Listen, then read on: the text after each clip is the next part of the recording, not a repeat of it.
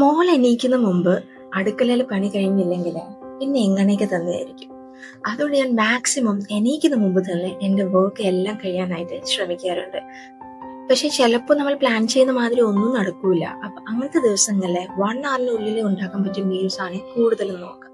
അപ്പൊ ഇന്നത്തെ meal planning പ്രകാരം ലഞ്ചിന് രാജ്മ ചാവലും ബ്രിഞ്ചോൾ ഫ്രൈ ആണ്.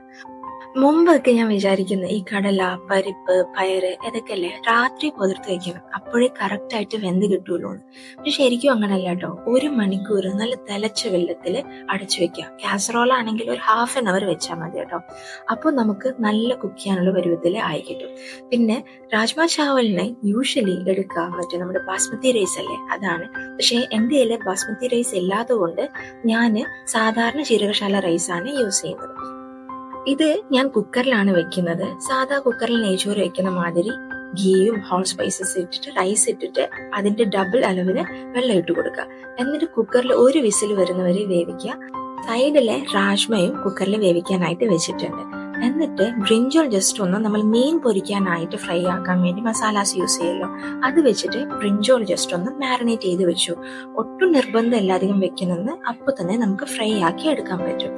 രാജ്മയ്ക്കുള്ള ബേസ് കറി ആക്കാനായിട്ട് ഗീയില് വെളുത്തുള്ളി, ഇഞ്ചി, പച്ചമുളക്, സവോള പേസ്റ്റ് പരുവത്തിലാക്കി കുറച്ച് വെള്ളം ഒഴിച്ചിട്ട് നന്നായിട്ടൊന്ന് മിക്സ് ചെയ്ത് കൊടുക്കുക. എന്നിട്ട് അതിന് മുകളിൽ മസാലാസ് ഇട്ട് കൊടുക്കുക. താഴെ മെൻഷൻ ചെയ്തിട്ടുണ്ട് എന്തൊക്കെയാണ് ഇടുന്നത്.